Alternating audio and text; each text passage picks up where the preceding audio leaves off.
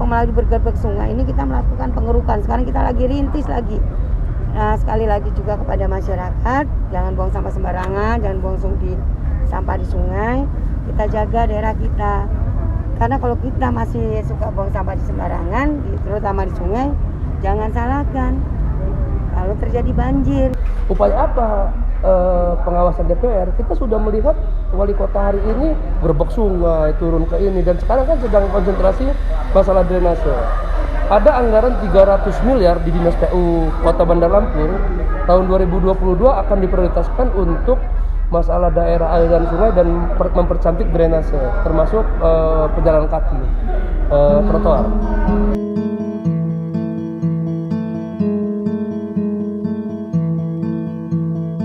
Halo pendengar konsentris, kita ketemu lagi di podcast. Sudah cukup lama konsentris ini tidak membuat podcast. Kesibukan kita dan juga ya memang timnya sangat minimalis konsentris ini, jadi mohon maklum teman-teman pendengar. Nah, sekaligus saya juga menyapa pendengar konsentris, selamat tahun baru untuk kita semua di 2022.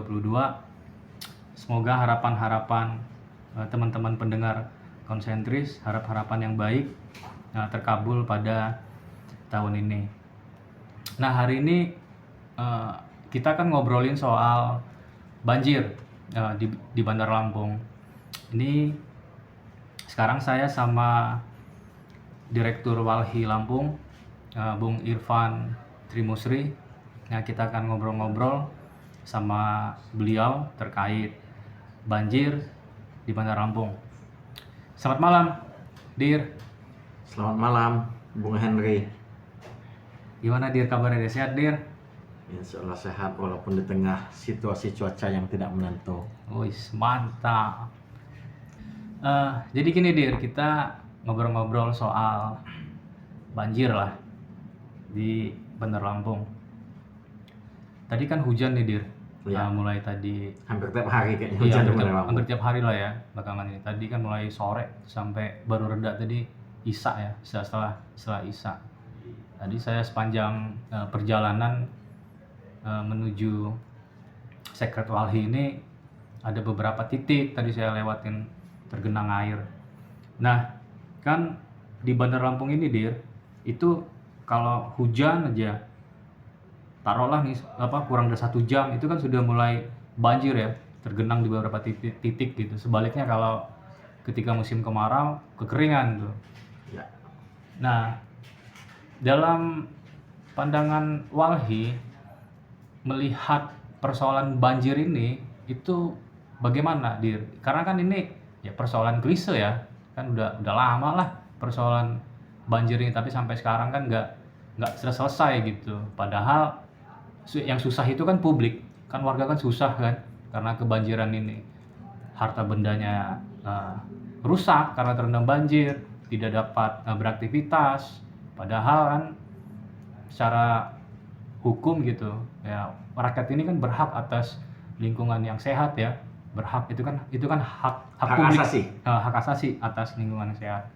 Nah, ini gimana menurut Direktur Walhi problem banjir di Bandar Lampung ini? Apa sebenarnya masalah utamanya itu apa? Bisakah hanya menyalahkan ini mah karena musim hujan, atau ini memang hanya faktor cuaca doang, atau ada problem yang lebih problematik sebenarnya dalam persoalan banjir ini, Dir?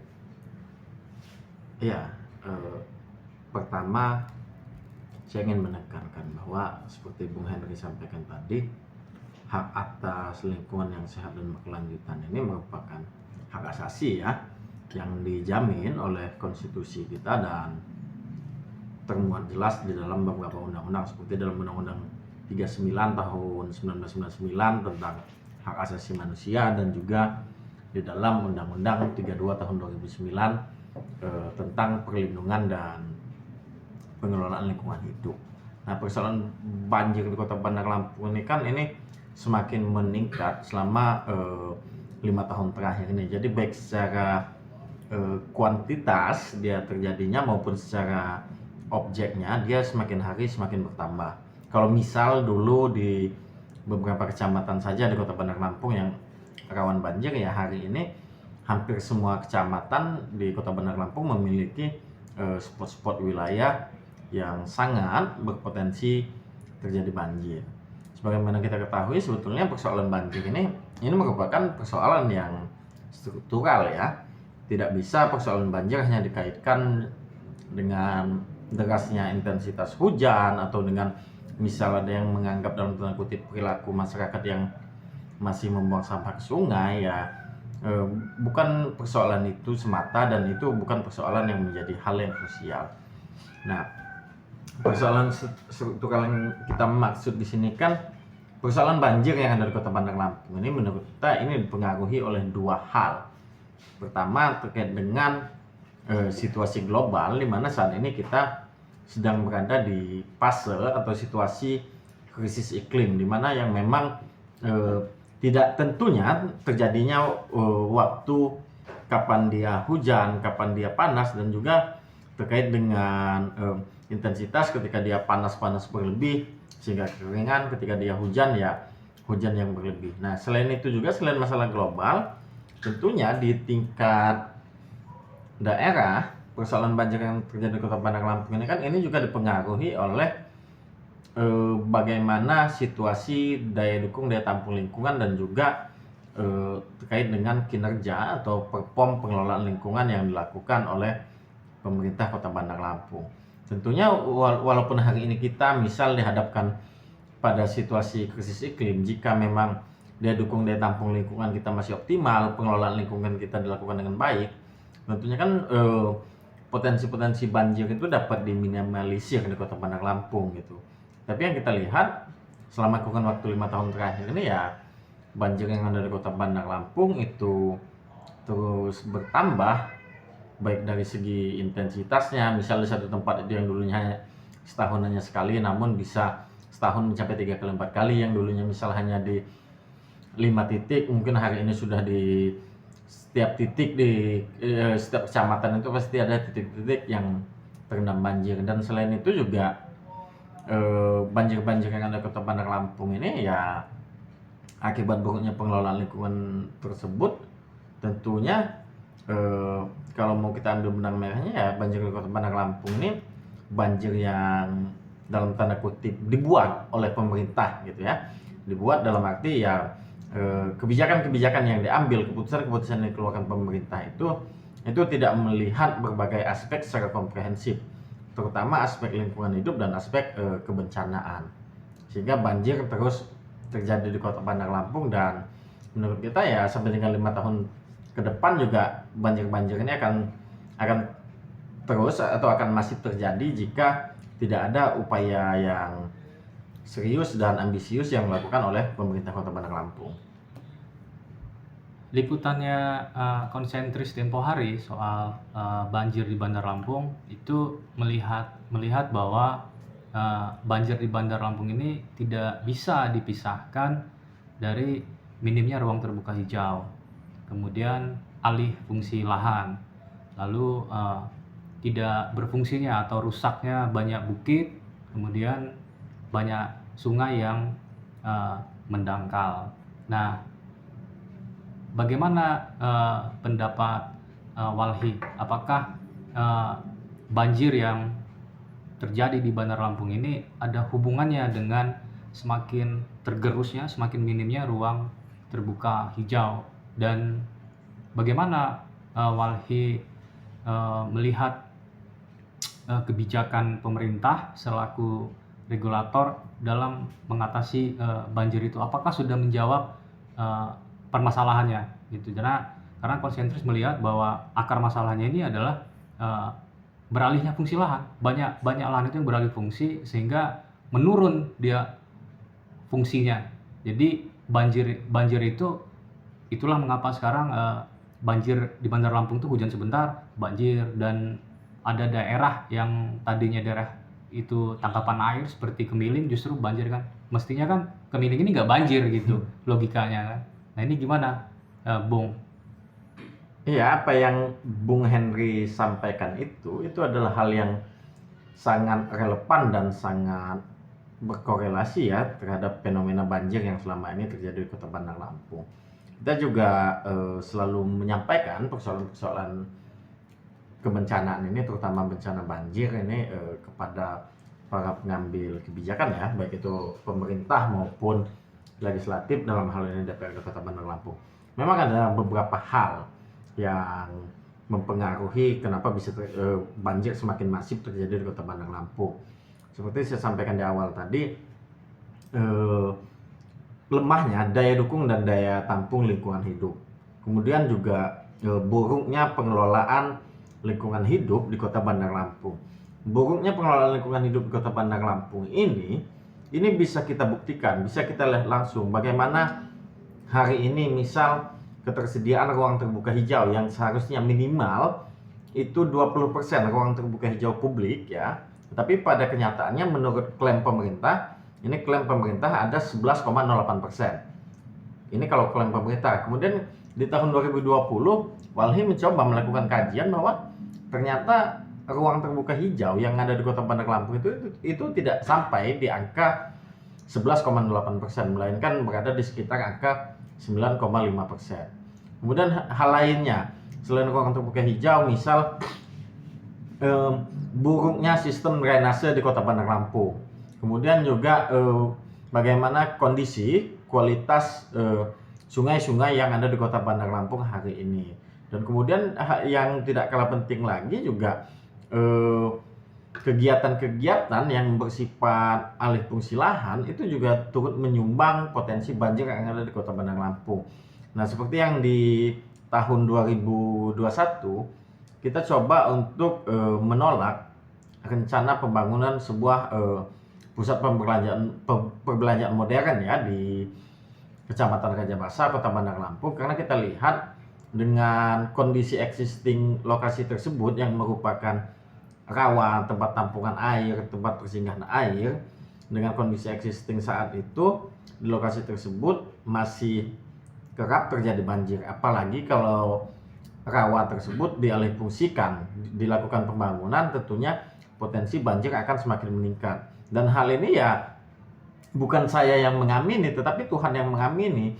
Sepanjang waktu dari periode Juli sampai Desember 2021 saja, di wilayah lokasi tersebut sudah beberapa kali terjadi banjir pada saat hujan deras dengan intensitas yang mungkin tidak terlalu lama lah ya secara waktu. Dia banjir yang cukup menyita perhatian publik, dan tentunya banjir tersebut juga secara dampak sangat dirasakan oleh masyarakat di wilayah sekitar. Nah, kita lihat sampai dengan hari ini justru dengan penerbitan izin untuk alih fungsi lahan untuk pembangunan pusat perbelanjaan tersebut itu mencerminkan bagaimana keberpihakan pemerintah terhadap lingkungan hidup, bagaimana keberpihakan pemerintah terhadap masyarakat itu sangat minim. Justru pemerintah sangat berpihak terhadap korporasi atas nama investasi, atas nama pendapatan asli daerah atau PAD. Pemerintah istilahnya mengamini semua kebijakan-kebijakan yang bertentangan dengan kepentingan publik, yang bertentangan dengan kepentingan lingkungan hidup. Nah, kemudian situasinya hari ini juga kita sedang dihadapkan dalam upaya pemerintah Kota Bandar Lampung bersama DPRD Kota Bandar Lampung yang akan melakukan revisi Perda nomor 10 tahun 2011 tentang rencana tata ruang wilayah Kota Bandar Lampung atau RT/RW Kota Bandar Lampung. Nah, dalam rencana revisi tersebut kita sama sekali tidak melihat ada upaya-upaya untuk memperbaiki Kota Bandar Lampung yang lebih ambisius agar Kota Bandar Lampung menjadi sebuah kota yang berkelanjutan, agar Kota Bandar Lampung menjadi sebuah kota yang ramah lingkungan. Justru di dalam rancangan perda tersebut kita melihat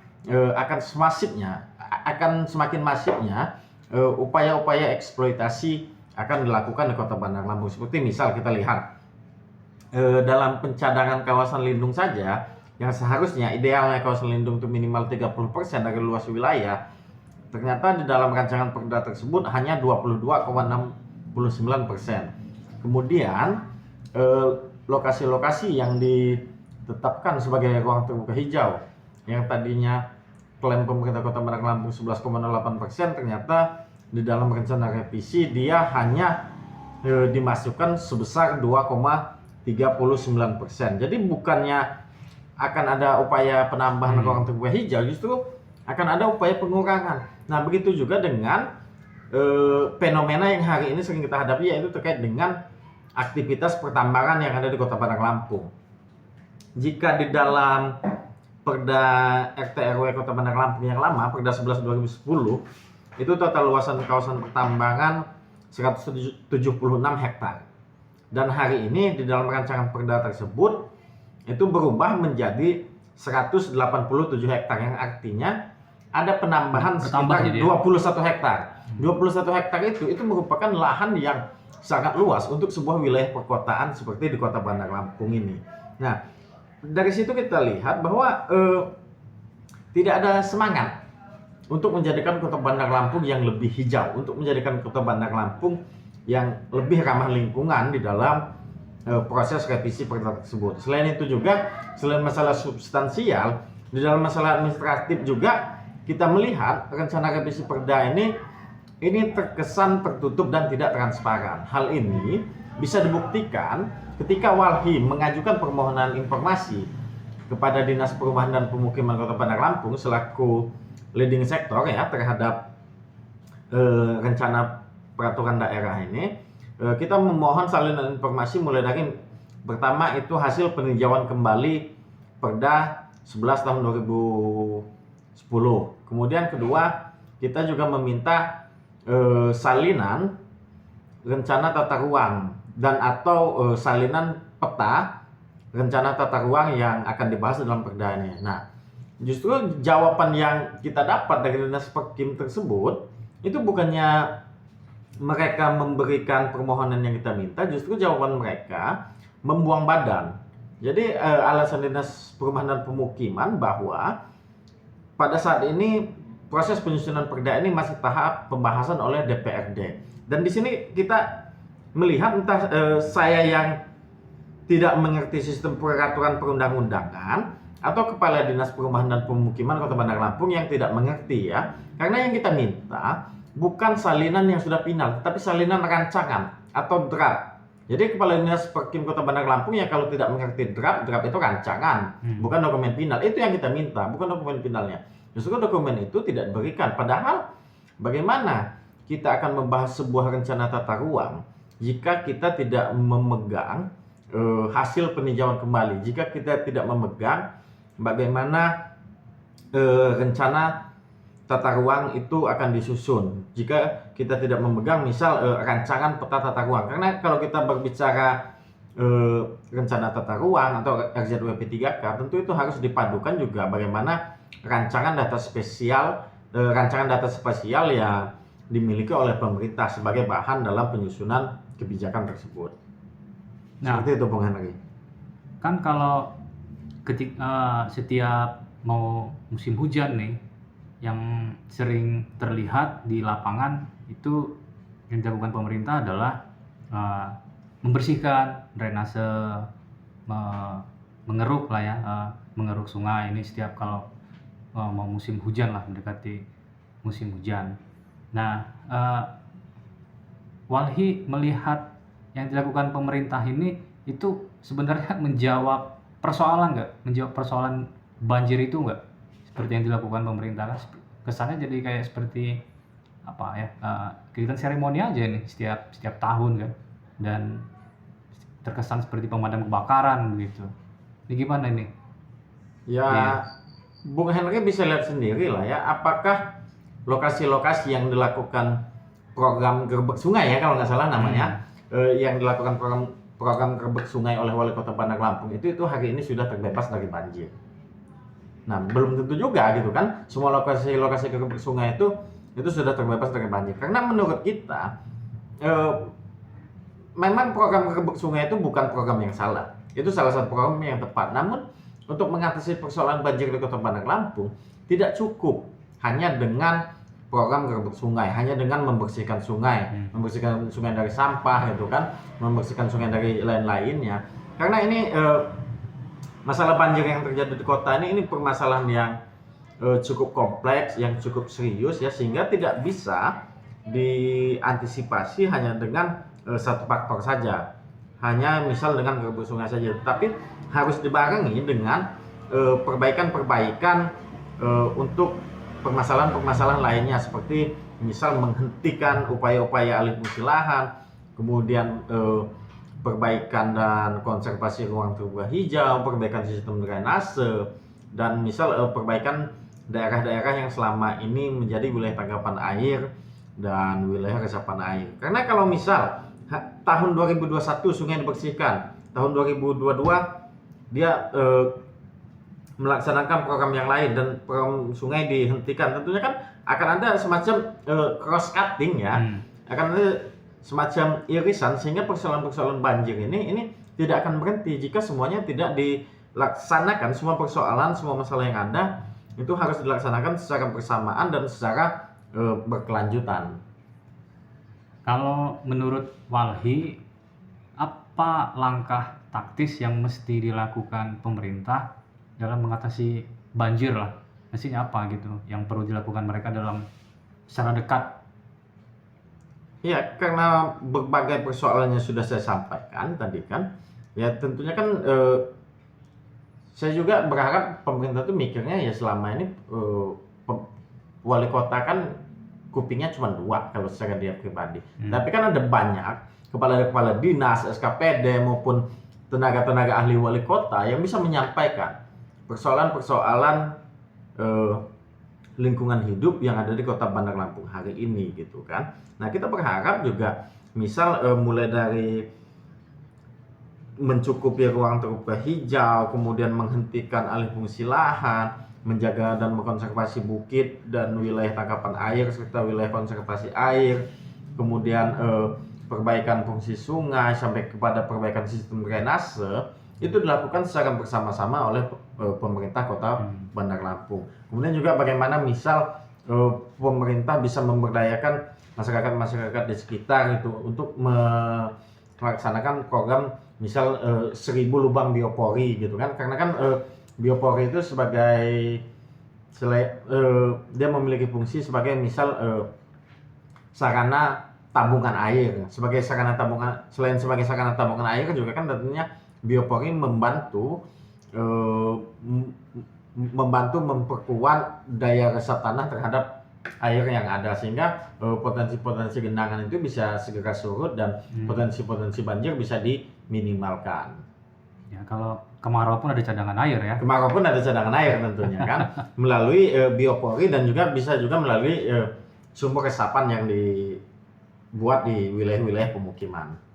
Nah, menurut Walhi itu sangat bisa dan mungkin nggak itu dilakukan oleh pemerintah yang tadi disampaikan Walhi tadi? Saya rasa apa yang saya sampaikan tadi ya bukan hal yang mustahil ya, itu merupakan hal yang sangat bisa. Karena ini analisis kita ini bukan persoalan bisa atau tidak bisa, baik itu secara teknis maupun secara finansial ya, tetapi ini persoalan mau atau tidak mau gitu. Karena betul Bung Henry sampaikan tadi bahwa jangan sampai gitu ada suatu program hanya sebatas untuk kegiatan seremonial semata, ada suatu program hanya sebatas untuk kegiatan pencitraan semata, tetapi harus serius gitu, harus serius, semuanya dijalankan, semuanya dibenahi secara bersamaan dan secara berkelanjutan. Saya rasa pemerintah Kota Bandar Lampung bisa dong, APBD Kota Bandar Lampung cukup kok untuk membiayai itu gitu kan. Toh untuk membangun flyover saja yang selalu dibangga-banggakan, Bandar Lampung Kota 1000 flyover aja bisa membangun flyover. Masa untuk kemaslahatan umat, keberlanjutan masyarakat, keberlanjutan lingkungan, kenyamanan warga, dan juga termasuk kenyamanan investasi. Kalau selama ini pemerintah Kota Bandar Lampung membangga-banggakan investasi, ya investasi mana yang mau sih gitu orang berinvestasi di Kota Bandar Lampung kalau dikit-dikit banjir di Kota Bandar Lampung, dikit-dikit kekeringan di Kota Bandar Lampung. Justru jadi kontraproduktif ya? Iya, betul sekali Bung. Jadi artinya itu bukan sesuatu yang sulit ya, Dir. Itu sangat bisa dilakukan. Sangat bisa. Oleh pemerintah, tinggal Kita political will-nya ya. Nah, tinggal kemauan persoalan mereka. mau tidak mau. Karena kita lihat secara finansial, secara sumber daya manusia ya itu cukuplah di pemerintah Kota Bandar Lampung. Nah, bagaimana dengan DPRD? Kan DPRD ini kan representasi rakyat ya, sebagai wakil rakyat. Nah, sementara kan kita lihat fakta di lapangan bahwa setiap hujan terjadi banjir, bahkan setiap tahun itu intensitasnya semakin besar banjir itu. Wilayah-wilayah yang tadinya tidak terendam banjir itu sekarang kebanjiran. Misal yang di wilayah Raja Basa yang sedang dibangun pusat perbelanjaan ini. Tadinya sebelum dibangun pusat perbelanjaan itu masyarakat setempat tidak pernah kebanjiran. Kini kebanjiran.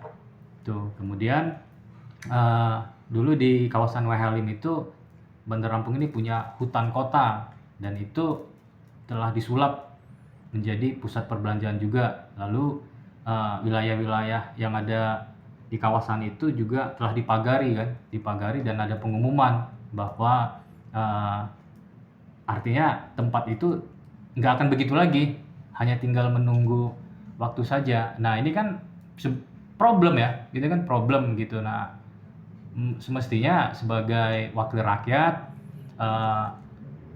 kan peka ya, semestinya kan peka bahwa banjir ini menyusahkan publik, menyusahkan masyarakat itu. Nah, sejauh mana Walhi melihat peran DPRD ini dalam mengawasi kerja-kerja eksekutif lah terkait banjir?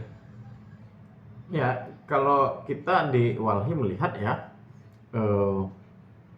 peran DPRD Kota Bandar Lampung selama ini, kalau bisa saya ibaratkan dalam suatu tulisan itu pasif tanda tanya. Oh. Kenapa saya bilang pasif tanda tanya? Karena kita awali dengan tugas dan fungsi DPRD yang mulai dari misal tugas legislasi, tugas controlling, kemudian tugas budgeting gitu kan. Nah, pertama kita lihat dari misal tugas controlling, tugas pengawasan. Selama ini DPRD Kota Bandar Lampung itu sangat pasif. Sangat pasif dalam merespon persoalan-persoalan lingkungan yang ada di Kota Bandar Lampung. Termasuk banjir. Termasuk banjir. Ketika barang itu sudah terjadi, ketika hal itu sudah terjadi, baru DPRD ya turun tangan atau tampil di publik atau tampil di masyarakat gitu kan, dan berkoordinasi dengan SKPD terkait dalam hal pengawasan dan lain-lain. Itu dari fungsi controlling atau pengawasan. Kemudian dari segi budgeting, nah dari segi budgeting ini kan sebetulnya kalau kita berbicara dokumen APBD ya beserta lampirannya yang satu kesatuan utuh itu kan sebetulnya dokumen publik.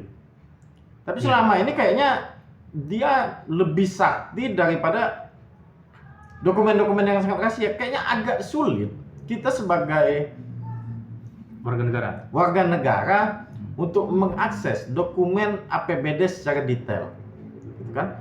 Jadi dokumen APBD ini yang seharusnya dia inklusif, dokumen publik, tapi dia justru cenderung menjadi sebuah dokumen yang sangat eksklusif, tertutup ya, sangat-sangat tertutup, yang hanya diketahui oleh minimal level kepala dinas, yang hanya diketahui oleh wali kota, dan yang hanya diketahui oleh DPRD Kota Bandar Lampung. Mungkin juga kalau dia karena terpaksa juga diketahui oleh KPK atau BPK gitu kan. Padahal itu uang rakyat. Padahal itu uang rakyat. Jadi semacam omong kosong juga ketika kita mendengar misal pemerintah menggelontorkan sekian miliar untuk perbaikan lingkungan. Nah, sekian miliar itu kan seperti apa gitu? Kita nggak tahu gitu. Komposisi pembiayaan itu untuk kegiatan apa saja, untuk pembelian apa saja, untuk jasa apa saja, dan di mana saja, itu kita nggak tahu gitu kan secara detail. Karena kan sekuat-kuatnya iman ketika kita mendapatkan salinan informasi APBD itu sudah berupa dokumen gelondongan, tidak dia secara detail, tidak secara rincian per kegiatan gitu, kegiatan apa saja yang akan dilakukan dan lain-lain gitu. Nah itu juga yang menjadi tanda tanya yang saya sampaikan tadi, karena dokumen yang seharusnya dokumen publik bisa diakses oleh semua warga negara, tetapi ternyata tidak, hanya segelintir birokrasi baik itu eksekutif maupun legislatif saja yang bisa mengakses. Nah kemudian secara legislasi, secara peraturan perundang-undangan, secara kebijakan, nah hari ini juga saya tantang juga DPRD Kota Bandar Lampung gitu kan, jika di dalam revisi RT/RW ini mereka masih mengacu kepada rancangan awal dan tidak ada upaya-upaya yang serius dan ambisius dalam perbaikan lingkungan di Kota Bandar Lampung, ya berarti DPRD menurut kita ya tidak ada keberpihakannya juga kepada masyarakat dan kepada lingkungan dari segi kebijakan. Karena hari ini DPRD Kota Bandar Lampung juga bertanggung jawab ya terhadap revisi Perda RT/RW Kota Bandar Lampung, dan kebetulan kita juga sudah final menyelesaikan dokumen kertas posisi terkait dengan revisi RT/RW ini dan akan kita sampaikan dalam minggu ini ya, atau minggu kedua di bulan Januari tahun 2022 ini ke DPRD Kota Bandar Lampung biar menjadi bahan masukan, biar menjadi biar menjadi suatu dasar oleh DPRD juga dalam melakukan pembahasan RT/RW Kota Bandar Lampung. Karena kalau tidak ada sikap tegas dari DPRD Kota Bandar Lampung dalam revisi RT/RW ini, ya Bandar Lampung juga akan kolab dalam 10 tahun terakhir ini. Karena ya selain kita lihat banjir juga hari ini, di mana lagi sih kita bisa melihat ruang terbuka hijau yang betul-betul ya, ruang terbuka hijau di Kota Bandar Lampung ini. Sudah sangat-sangat minim ruang terbuka hijau yang ada di Kota Bandar Lampung ini.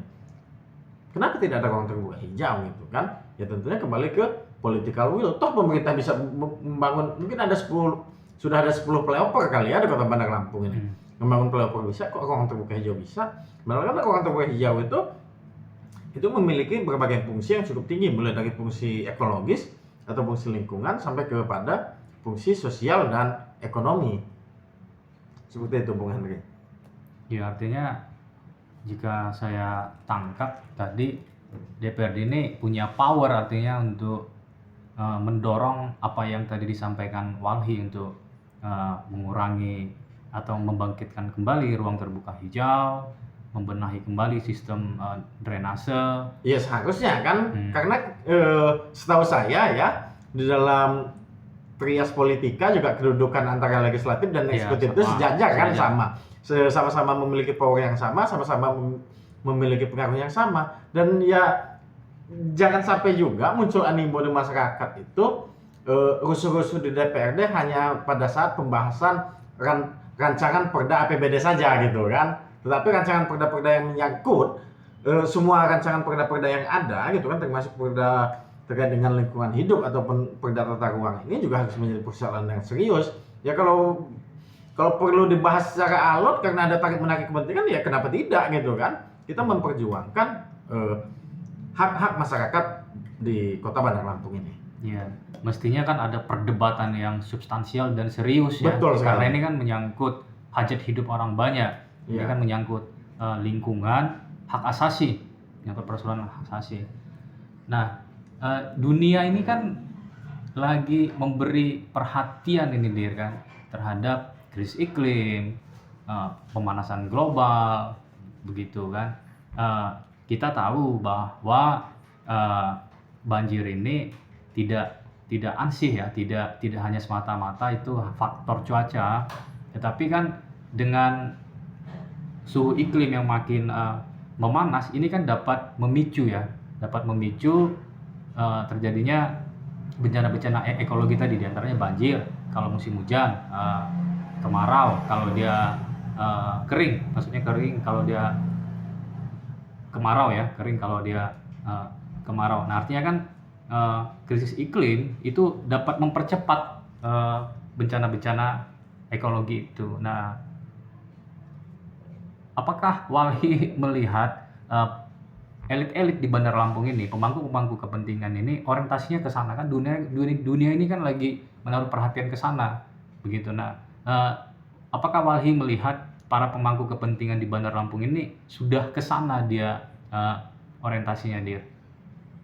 Ya, secara substansial ataupun kerja nyata kita lihat belum mengarah ke sana, masih sangat jauh pemerintah Kota Bandar Lampung jika berbicara krisis iklim serta dampak-dampaknya. Nah, padahal sebetulnya pemerintah Kota Bandar Lampung, walaupun Bandar Lampung ini wilayahnya yang cukup kecil ya secara geografis, ini memiliki kepentingan yang sangat luar biasa terhadap krisis iklim yang terjadi.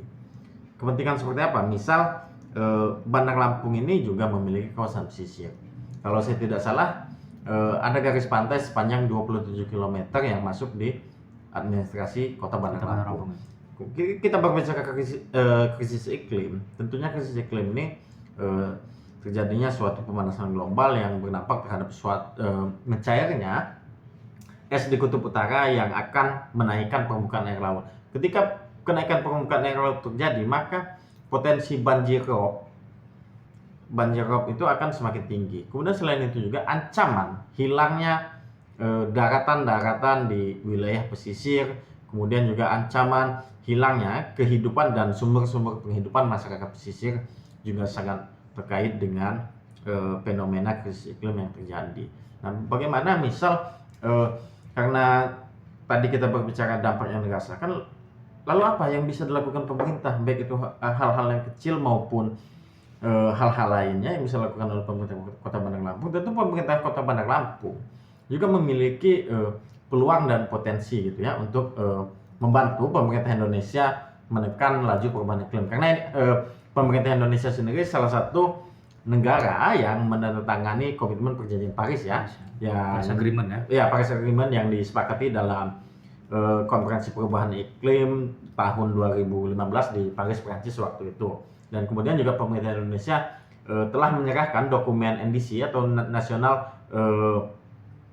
Determined Contribution kalau tidak salah kepanjangannya NDC kepada Sekretariat UNFCCC gitu kan. Nah, pemerintah Kota Bandar Lampung bisa memberikan kontribusi atau memberikan dukungan dalam rangka menekan laju perubahan iklim, melalui penguatan atau pemenuhan ruang-ruang terbuka hijau dan kawasan-kawasan hijau yang ada di Kota Bandar Lampung ini. Karena sebagaimana kita ketahui juga ruang terbuka hijau dan kawasan hijau itu bisa memproduksi cadangan karbon yang cukup tinggi yang bisa menekan laju pemanasan global di daerah. Kemudian di sektor lain, misal seperti di persampahan. Persampahan ini juga salah satu sektor yang turut serta menyumbang laju perubahan iklim. Bagaimana misal pemerintah Kota Bandar Lampung bijak mengelola sampah-sampah yang ada di Kota Bandar Lampung, atau bahkan kalau mau lebih progresif lagi, bagaimana misal pemerintah Kota Bandar Lampung membuat sebuah kebijakan pembatasan penggunaan barang-barang yang tidak ramah lingkungan, misal pembatasan penggunaan plastik sekali pakai bisa dimulai di tempat-tempat retail terlebih dahulu lah ya gitu. Nah, itu bisa dilakukan oleh pemerintah Kota Bandar Lampung, bahkan sampai kepada kalau mungkin tingkat keamanan kita di Bandar Lampung ini sudah terjamin sampai kepada penggunaan transportasi ramah lingkungan. Transportasi ramah lingkungan itu kan menurut kita bukan hanya kita semata menggunakan kendaraan listrik. Kendaraan listrik juga masih cukup debatable ya dia apakah betul ramah lingkungan atau tidak. Misal ketika Kota Bandar Lampung ini sudah menjadi sebuah yang aman dan nyaman, nah di situ pemerintah Kota Bandar Lampung bisa memperkuat penggunaan transportasi publik gitu. Seperti dulu kalau tidak salah di Kota Bandar Lampung sempat ada BRT ya, bus rapid transit yang akhirnya perlahan mulai menghilang gitu kan. Entah karena faktor keamanan atau kenyamanan, kita kurang paham juga. Tentunya kan kalau kita lihat di beberapa kota-kota besar dan di negara maju itu, ketika faktor keamanan dan kenyamanan konsumen atau penumpang itu terhadap angkutan umum itu ada sebuah keamanan dan kenyamanan, tentunya kan daya tarik masyarakat untuk menggunakan kendaraan umum itu juga cukup tinggi gitu ya. Jangan sampai misal di Kota Bandar Lampung ini ya satu orang keluar satu mobil gitu kan. Ya kalau kita menggunakan kendaraan umum kan tentunya misal satu bis itu bisa menampung 20 atau 30 orang. Tentunya kan akan ada pengurangan emisi-emisi yang dilepas. Seperti itu. Dan itu bisa meminimal ya walaupun secara kuantitas kontribusi itu sangat sedikit. Kalau Bandar Lampung beserta kota-kota besar lainnya, puluhan kota besar lainnya yang ada di Indonesia melakukan hal yang sama, secara kalkulasi jika diakumulasikan, maka itu akan menjadi sebuah kontribusi yang cukup luar biasa kan? Ya. Dan itu langkah kecil sebenarnya, Dir ya. Langkah kecil yang bisa memicu suatu dampak yang besar. Ya, dan dan bukan mustahil untuk dilakukan ya, itu Bukan mustahil untuk dilakukan. sangat bisa dilakukan. Sangat-sangat bisa. Ya. Ya kan di Bandar Lampung ini tidak bisa, misal kita suruh pemerintah Kota Bandar Lampung menjaga kawasan hutan, tuh Bandar Lampung juga ya secara administratif bisa kita bilang tidak punya kawasan hutan, itu memang tidak bisa gitu kan dilakukan. Iya. Kalau yang ini kan ya, Kalau yang ini bisa. hal kecil kan sebenarnya gitu. Nah, Dir, jika hal ini terus berlanjut, maksudnya tidak ada upaya yang serius dan komitmen yang tinggi untuk mengatasi persoalan-persoalan yang tadi kita bahas itu, bencana-bencana ekologi itu, apa yang akan terjadi ke depan gitu? Apa yang akan terjadi? Apakah Walhi pernah memproyeksikan apa yang akan terjadi ke depan, bencana ekologi seperti apa yang akan dihadapi publik? Karena publik lah yang jadi korban, kan publik yang akan merasakan dampaknya gitu. Jika ini terus berlanjut, tidak ada upaya untuk meminimalkan potensi-potensi krisis iklim, bencana-bencana ekologi itu. Kebetulan saya tinggal di Kota Bandar Lampung ini sudah lebih dari 10 tahun ya. Selama lebih dari 10 tahun ini saya mengamati bagaimana fenomena-fenomena sosial dan lingkungan itu terjadi di Kota Bandar Lampung secara bertahap. Nah, tentunya jika tidak ada upaya-upaya serius yang dilakukan oleh pemerintah, 10 sampai 20 tahun ke depan Bandar Lampung akan menjadi sebuah Jakarta. Menjadi seperti sebuah kota Jakarta. Menjadi seperti Jakarta ini bukan dalam hal arti yang positif juga gitu kan. Menjadi seperti ibu kota Jakarta atau kota Jakarta tentunya dalam beberapa aspek, misal kemacetan dan polusi akan terjadi di mana-mana. Kemudian hilangnya pohon-pohon dan berganti beton, gitu kan. Banyak tanaman-tanaman alami yang akan diganti menjadi tumbuhan sintetis gitu. Untuk oksigen nggak ada yang sintetis ini. Kalau oksigen ada yang sintetis mungkin akan menjadi bahan bisnis juga ke depannya, gitu kan. Kemudian bencana banjir juga akan semakin meluas dan semakin sering terjadi di Kota Bandar Lampung ini. Jadi akan ada banyak hal gitu yang terjadi di Kota Bandar Lampung, dan kemudian bukit-bukit yang ada di Kota Bandar Lampung ini ya ke depan mungkin akan menjadi bukit-bukit beton gitu kan, akan menjadi gedung-gedung pencakar langit. Makanya kan kalau kita lihat Jakarta hari ini ya, walaupun secara pertumbuhan ekonomi yang sangat tinggi, secara bisnis yang sangat terpusat di sana gitu kan, tentunya ya secara aspek kenyamanan dan keberlanjutan lingkungan di Jakarta sangat minim. Nah, hal itu bisa saja terjadi di Kota Bandar Lampung dalam kurun waktu 10 sampai 20 tahun ke depan jika tidak ada langkah serius dari pemerintah Kota Bandar Lampung. Bahkan mungkin ke depan kita masyarakat di Kota Bandar Lampung ini ya akan kesulitan mendapatkan air bersih juga. Jika misal pertumbuhan pembangunan gedung-gedung, pembangunan sarana dan prasarana lainnya ya yang atas nama investasi itu terjadi, maka kita akan berebut untuk mendapatkan air. Oke, kalau kita masyarakat misal kemampuan kita hanya membuat sumber bor 50 meter, bagaimana dengan sebuah gedung, bagaimana dengan sebuah hotel yang kemampuan membuat sumber bornya lebih dari 100 meter? Tentunya kan potensi-potensi air tanah yang ada itu akan diambil oleh wilayah-wilayah yang sekitar yang sumbernya lebih dalam. Apalagi hotel di Bandar Lampung ini makin bertumbuh ya. Ya, hari ini hotel Bandar Lampung mungkin antara 2010 sampai 2020 itu trennya cukup pesat ya, pertumbuhan banyak hotel-hotel baru di Kota Bandar Lampung. Dan seharusnya juga misal ada sebuah kebijakan semacam recycle atau pendaur ulangan penggunaan air, misal di gedung-gedung, di hotel-hotel, yang kebijakan tersebut juga harus diinisiasi ya oleh pemerintah Kota Bandar Lampung. Jadi penggunaan air tanah itu dibatasi. Oke. Biar yang lainnya juga kebagian, biar masyarakat juga kebagian. Karena kan penggunaan air tanah yang berlebih itu juga selain dia memicu kekeringan, konflik penggunaan air, tentunya kan dia akan berpengaruh secara permukaan tanah. Karena jika air bawah tanah itu semakin hari semakin menipis, tentunya akan ada potensi permukaan tanah itu semakin menurun seperti yang terjadi di Jakarta hari ini. Jadi tadi saya dengar penjelasan Bung Irfan ini, saya teringat film The Lorax. Itu film apa tuh? Jadi film The Lorax ini ada sebuah kota itu yang tadinya dia hijau, kemudian terjadi penebangan besar-besaran demi mengeruk keuntungan ekonomi, tidak ada lagi pohon, lalu kemudian masyarakatnya pakai pohon sintetis, udaranya itu berbayar gitu. Nah, tadi dengar cerita Bung Irfan tadi, betul membayangkan seperti itu. Tapi semoga nggak terjadi ya. Semoga tidak terjadi. Iya. Walaupun sebetulnya secara nasional fenomena bencana akibat upaya eksploitasi yang berlebihan itu juga sudah terjadi di Indonesia. Seperti misal kita lihat di Kalimantan dan Papua yang hari ini juga menjadi wilayah yang terjadi banjir gitu kan. Apalagi Padahal banjir Papua ya. Kalau kita berbicara tutupan lahan, tentunya kan ya mungkin di dalam pelajaran IPA ketika zaman kita SD ataupun SMP ya, dengan slogannya Papua paru-paru dunia lah segala macam katanya, sebagai hutan hujan tropis, ternyata hari ini juga ya terjadi banjir juga di wilayah-wilayah tersebut gitu. Ya. Baik, terima kasih nih Dir. Siap Ketua. Atas bincang-bincangnya. Demikian pendengar konsentris,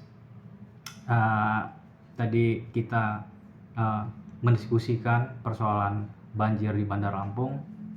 Teman-teman pendengar tadi sudah semoga mendengar tadi penjelasannya Direktur Walhi bahwa persoalan banjir di Bandar Lampung ini persoalan struktural yang jika tidak segera diatasi oleh pemangku kepentingan itu akan menimbulkan dampak yang lebih luas. Nah, tadi Bung Irfan itu jangan sampai nanti ada pohon sintetis, jangan sampai lahan terbuka hijau itu menjadi beton begitu. Sementara pertumbuhan di Bandar Lampung ini dalam beberapa tahun terakhir ini meningkat ya. Kita melihat pembangunan di mana-mana, kemudian hotel terus bertumbuh gitu dan tidak diimbangi dengan kebijakan pemerintah yang pro dengan lingkungan.